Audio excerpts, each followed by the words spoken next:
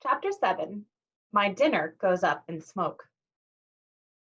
Word of the bathroom incident spread immediately. Wherever I went, campers pointed at me and murmured something about toilet water. Or maybe they were just staring at Annabeth, who was still pretty much dripping wet. She showed me a few more places. The metal shop, where kids were forging their own swords. The arts and crafts room, where satyrs were sandblasting a giant marble statue of a goat man. And the climbing wall, which actually consisted of two facing walls that shook violently, dropped boulders, sprayed lava, and clashed together if you didn't get to the top fast enough. Finally, we returned to the canoeing lake, where the trail led back to the cabins. "I've got training to do," Annabeth said flatly. "Dinner's at 7:30. Just follow your cabin to the mess hall." "Annabeth, I'm sorry about the toilets." "Whatever. It wasn't my fault."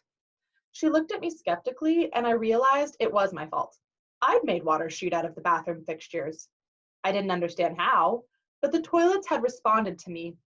I had become one with the plumbing. "You need to talk to the Oracle," Annabeth said. "Who?" "Not who, what? The Oracle. I'll ask Chiron." I stared into the lake, wishing somebody would give me a straight answer for once.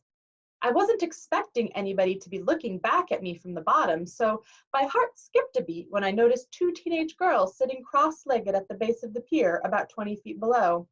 They wore blue jeans and shimmering green t-shirts, and their brown hair floated loose around their shoulders as minnows darted in and out. They smiled and waved as if I were a long-lost friend. I didn't know what else to do. I waved back. "Don't encourage them," Annabeth warned. "Naiads are terrible flirts." "Naiads," I repeated, feeling completely overwhelmed. "That's it. I want to go home now." Annabeth frowned. "Don't you get it, Percy? You are home. This is the only safe place on Earth for kids like us." "You mean mentally disturbed kids?" "I mean not human. Not totally human anyway. Half human." "Half human and half what?" "I think you know." I didn't want to admit it, but I was afraid I did. I felt a tingling in my limbs, a sensation I sometimes felt when my mom talked about my dad. "God," I said, "half God." Annabeth nodded. "Your father isn't dead, Percy. He's one of the Olympians." "That's crazy." "Is it? What's the most common thing gods did in the old stories?" They ran around, falling in love with humans and having kids with them. Do you think they've changed their habits in the last few millennia?" "But those are just—" I almost said myths again, and then I remembered Chiron's warning that in 2,000 years, I might be considered a myth. "But if all those kids here are half gods," "Demigods," Annabeth said. "That's the official term, or half-bloods." "Then who's your dad?" Her hands tightened around the pier railing. I got the feeling I'd just trespassed on a sensitive subject. "My dad is a professor at West Point," she said. "I haven't seen him since I was very small. He teaches American history." "He's human." "What? You assume it has to be a male god who finds a human female attractive? How sexist is that?" "Who's your mom then?" "Cabin 6. "Meeting?" Annabeth straightened. "Athena, goddess of wisdom and battle." Okay, I thought, why not? "And my dad?" "Undetermined," Annabeth said. "Like I told you before, nobody knows." "Except my mother. She knew." "Maybe not, Percy. Gods don't always reveal their identities." "My dad would have. He loved her." Annabeth gave me a cautious look. She didn't want to burst my bubble. "Maybe you're right. Maybe he'll send a sign. That's the only way to know for sure. Your father has to send you a sign claiming you as his son. Sometimes it happens." "You mean sometimes it doesn't?" Annabeth ran her palm along the rail. "The gods are busy. They have a lot of kids, and they don't always, well, sometimes they don't care about us, Percy. They ignore us." I thought about some of the kids I'd seen in the Hermes cabin, teenagers who looked sullen and depressed, as if they were waiting for a call that would never come. I'd known kids like that at Yancey Academy, shuffled off to boarding school by rich parents who didn't have the time to deal with them. But gods should behave better.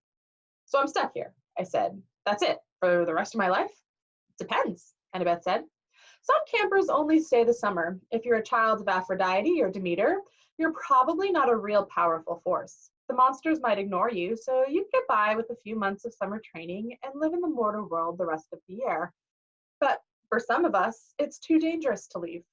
We're year-rounders. In the mortal world, we attract monsters. They sense us, they come to challenge us.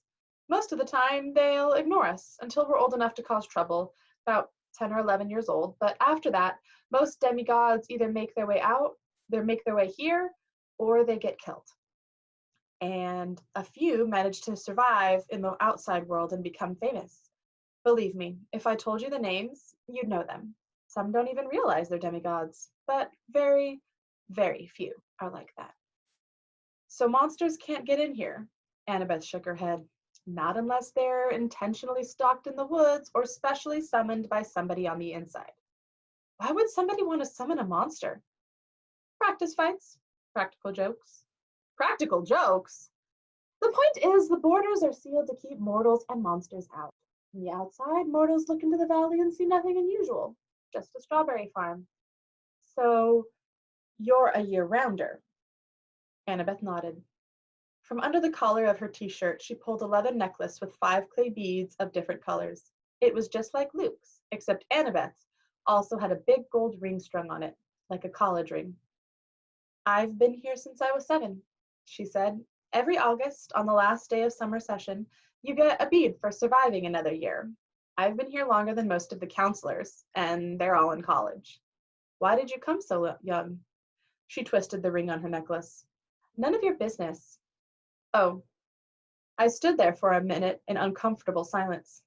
So I could just walk out of here right now if I wanted to? It would be suicide, but you could, with Mr. D's or Chiron's permission. But they wouldn't give permission until the end of the summer session unless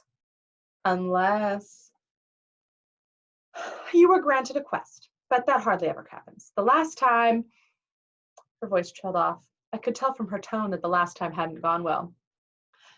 Back in the sick room, I said, when you were feeding me that stuff, ambrosia. Yeah, you asked me something about the summer solstice.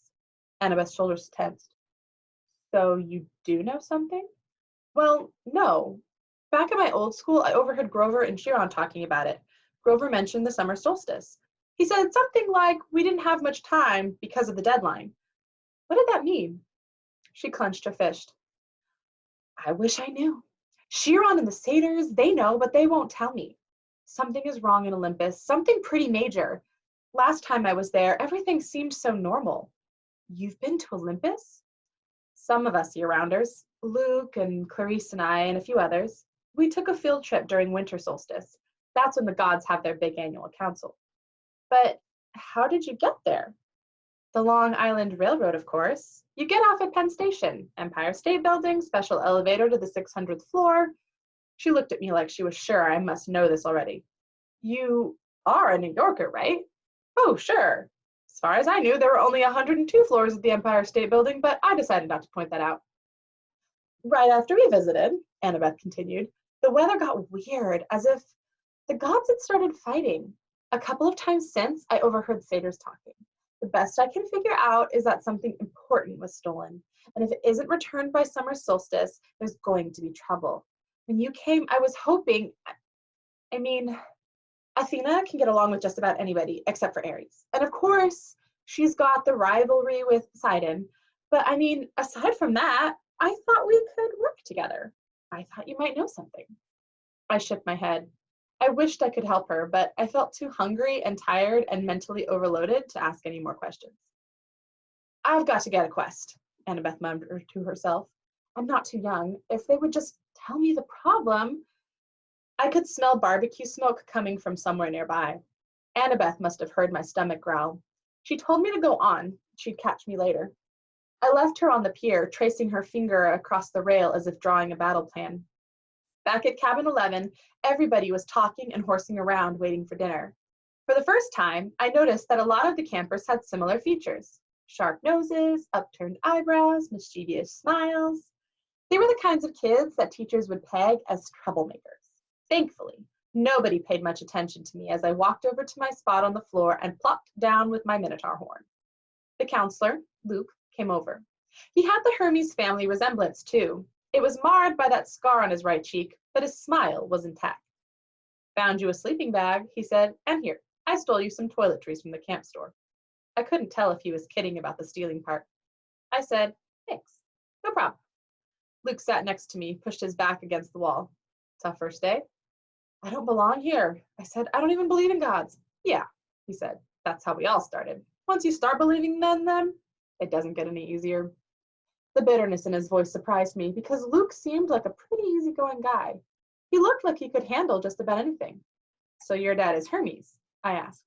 He pulled a switchblade out of his back pocket, and for a second I thought he was going to gut me, but he just scraped the mud off the sole of his sandal. Yeah, Hermes.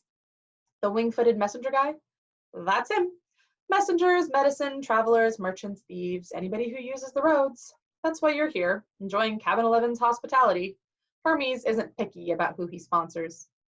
I figured Luke didn't mean to call me a nobody, he just had a lot on his mind. You ever meet your dad? I asked. Once. I waited, thinking that if he wanted to tell me, he'd tell me. Apparently, he didn't. I wondered if the story had anything to do with how he got his scar. Luke looked up and managed to smile. Don't worry about it, Percy. Campers here, they're mostly good people. After all, we're extended family, right? We take care of each other. He seemed to understand how lost I felt, and I was grateful for that, because an older guy like him, even if he was a counselor, should have steered clear of an uncool middle schooler like me. But Luke had welcomed me into the cabin. He'd even stolen me some toiletries, which was the nicest thing anybody had done for me all day. I decided to ask him my last big question, the one that had been bothering me all afternoon. Clarice, from Ares, was joking about me being Big 3 material. Then Annabeth, twice, she said I might be the one. She said I should talk to the Oracle. What was that all about? Luke folded his knife. I hate prophecies. What do you mean? His face twitched around the scar. Let's just say I messed things up for everybody else. The last 2 years, ever since my trip to the Garden of Hesperides went sour, Chiron hasn't allowed any more quests. Annabeth's been dying to get out into the world. She pestered Chiron so much, he finally told her he already knew her fate. He'd had a prophecy from the Oracle. He wouldn't tell her the whole thing, but he said Annabeth wasn't destined to go on a quest yet. She had to wait until somebody special came to camp. Somebody special? Don't worry about it, kid, Luke said. Annabeth wants to think every new camper who comes through here is the omen she's been waiting for. Now, come on, it's dinner time. The moment he said it, a horn blew in the distance. Somehow, I knew it was a conch shell, even though I'd never heard one before. Luke yelled, 11, ballin'! The whole cabin, about 20 of us, filed into the commons yard. We lined up in order of seniority, so of course, I was dead last. Campers from the other cabins too, except for the 3 empty cabins at the end, and cabin 8, which had looked normal in the daytime, but was now starting to glow silver as the sun went down. We marched up the hill to the mess hall pavilion. Satyrs joined us from the meadow. Naiads emerged from the canoeing lake. A few other girls came out of the woods, and when I say out of the woods, I mean straight out of the woods. I saw one girl about 9 or 10 years old melt from the side of a maple tree and come skipping up the hill. In all, there were maybe 100 campers, a few dozen satyrs, and a dozen assorted wood nymphs and naiads. At the pavilion, torches blazed around the marble columns. A central fire burned in a bronze brazier the size of a bathtub. Each cabin had its own table covered in white cloth trimmed in purple. 4 of the tables were empty, but cabin 11's was way overcrowded. I had to squeeze onto the edge of a bench with half my butt hanging off. I saw Grover sitting at a table 12 with Mr. D, a few satyrs, and a couple of plump blonde boys who looked just like Mr. D. Chiron stood to one side, the picnic table being way too small for a centaur. Annabeth sat at table 6 with a bunch of serious-looking athletic kids, all with her gray eyes and honey blonde hair. Clarice sat behind me at Ares' table. She'd apparently gotten over being hosed down because she was laughing and belching right alongside her friends. Finally, Chiron pounded his hoof against the marble floor of the pavilion, and everybody fell silent. He raised a glass. To the gods! Everybody else raised their glasses. To the gods! Woodnips came forward with platters of food. Grapes, apples, strawberries, cheese, fresh bread, and yes, barbecue. My glass was empty, but Luke said, speak to it, whatever you want. Non-alcoholic, of course. I said, cherry Coke. The glass filled with sparkling caramel liquid. Then I had an idea. Blue cherry Coke. The soda turned a violent shade of cobalt. I took a cautious sip. Perfect. I drank a toast to my mother. She's not gone, I told myself. Not permanently, anyway. She's in the underworld, and if that's a real place, then someday...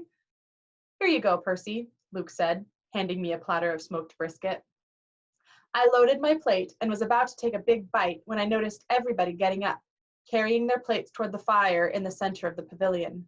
I wondered if they were going for dessert or something. Come on, Luke told me. As I got closer, I saw that everyone was taking a portion of their meal and dropping it into the fire. The ripest strawberry, the juiciest slice of beef, the warmest, most buttery roll. Luke murmured in my ear, burnt offerings for the gods. They like the smell. You're kidding. His look warned me not to take this lightly, but I couldn't help wondering why an immortal, all-powerful being would like the smell of burning food. Luke approached the fire, bowed his head, and tossed in a cluster of fat red grapes. Hermes. I was next. I wished I knew what god's name to say. Finally, I made a silent plea. Whoever you are, tell me, please. I scraped a big slice of brisket into the flames. When I caught a whiff of the smoke, I didn't gag. It smelled nothing like burning food. It smelled of hot chocolate and fresh-baked brownies, hamburgers on the grill and wildflowers, and 100 other good things that shouldn't have gone well together, but did. I could almost believe the gods could live off that smoke. When everybody had returned to their seats and finished eating their meals, Chiron pounded his hoof again for our attention. Mr. D got up with a huge sigh. Yes, I suppose I'd better say hello to all you brats. Well, hello.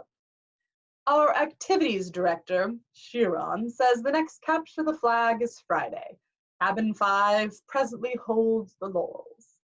A bunch of ugly cheering rose from the Ares table.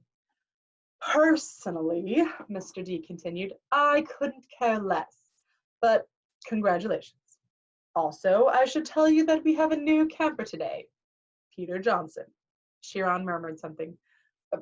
Percy Jackson, Mr. D corrected. That's right. Hurrah, and all that. Now, run along to your silly campfire. Go on. Everybody cheered. We all headed down toward the amphitheater, where Apollo's cabin let us sing along. We sang camp songs about the gods and ate s'mores and joked around, and the funny thing was, I didn't feel that anyone was staring at me anymore. I felt that I was home. Later in the evening, when the sparks from the campfire were curling into a starry sky, the conch horn blew again, and we all filed back to our cabins. I didn't realize how exhausted I was until I collapsed on my borrowed sleeping bag. My fingers curled around the Minotaur's horn. I thought about my mom, but I had good thoughts. Her smile, the bedtime stories she would read me when I was a kid, the way she would tell me not to let the bedbugs bite. When I closed my eyes, I fell instantly asleep. That was my first day at Camp Half-Blood. I wish I'd known how briefly I would get to enjoy my new home.